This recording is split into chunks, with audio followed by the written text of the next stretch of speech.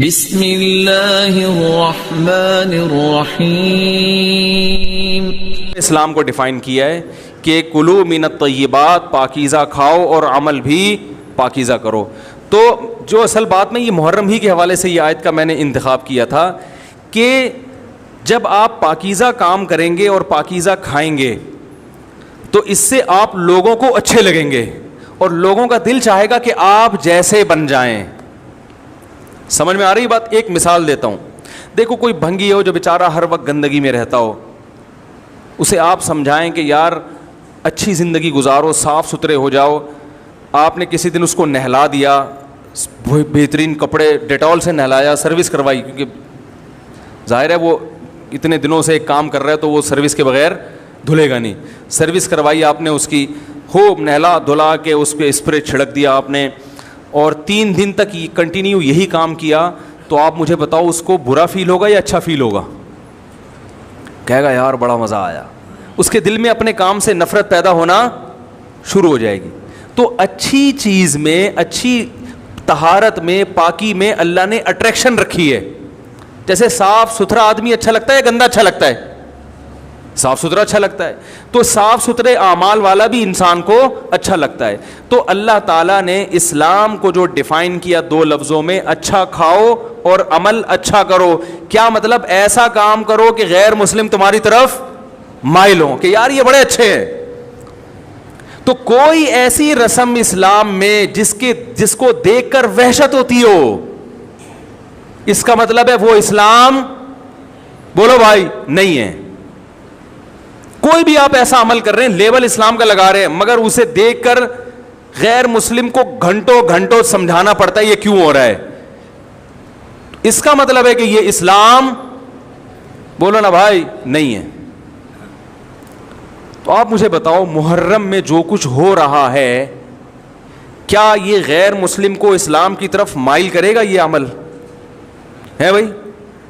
یعنی کوئی غیر مسلم اسے دیکھ کے مسلمان ہوگا کہ یار ماشاءاللہ بڑا زبردست اسلام ہے؟ افسوس ہمیں اس پر ہے کہ دیکھو جن کا مسلک ہے، جن کا فقہ ہے، وہ جو کچھ کر رہے ہیں انہیں کرنے دو۔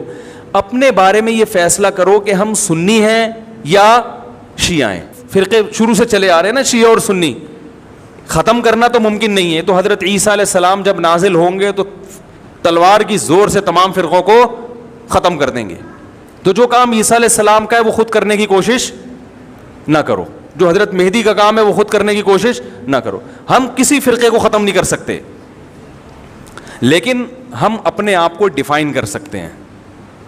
ہم یہ بتا سکتے ہیں کہ ہماری رائے میں صحیح کیا ہے۔ تو میرے بھائی، نبی صلی اللہ علیہ وسلم نے فرمایا 73 فرقوں میں سے ایک جنتی ہے، تو یا تو ادھر چلے جاؤ، یا بولتے کیوں نہیں؟ ابھی نہیں بول رہے تو پھر عمل کیسے کرو گے؟ یا تو پورے ادھر چلے جاؤ یا پورے ادھر آ جاؤ۔ مجھے خدا کی قسم اس پر کوئی اشکال نہیں ہوتا کہ شیعہ لوگ ماتم کیوں کر رہے ہیں، شیعہ لوگ یہ سب کچھ کیوں کر رہے ہیں، وہ جو ہے وہ مرثیے کیوں پڑھ رہے ہیں، مجھے اس پر اشکال نہیں ہوتا۔ ان کے دلائل ہوں گے ان کے پاس، ان کے علماء ان کو بتاتے ہیں۔ وہ کب کہتے ہیں کہ ہم سنی ہیں؟ وہ کب کہتے ہیں کہ ہم صحابہ کو حجت سمجھتے ہیں؟ ایک چیز کا انہوں نے دعویٰ ہی نہیں کیا، تو ہم ان پر وہ کیوں تھوپے ان کے سر پہ؟ لیکن میں آپ کی بات کر رہا ہوں، میں ان لوگوں کی بات کر رہا ہوں جو اپنے آپ کو سنی کہتے ہیں۔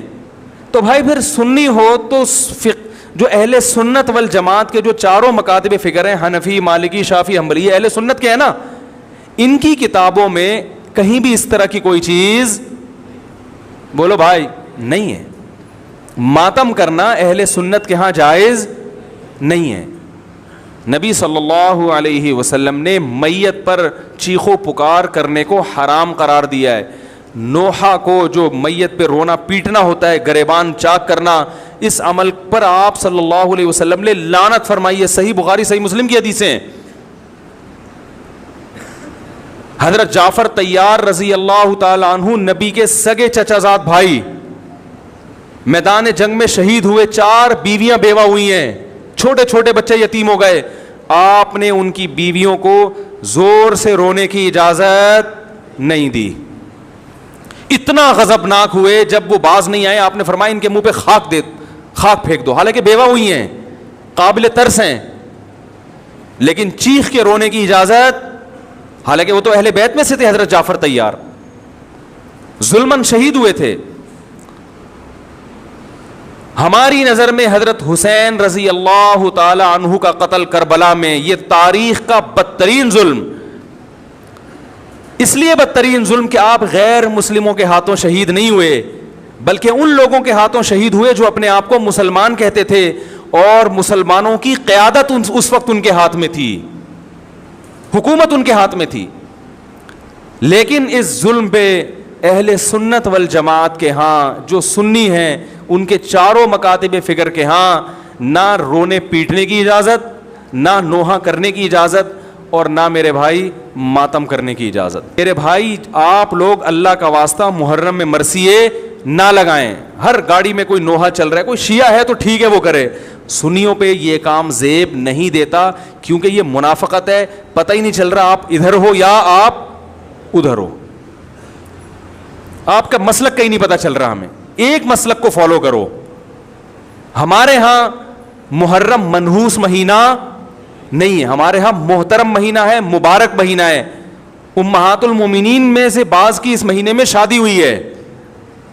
ہم شہادت کو نحوست نہیں سمجھتے. 10 محرم پہلے سے مبارک تھا، حضرت حسین کی شہادت کی وجہ سے اور مبارک بن گیا، منحوس نہیں بنا.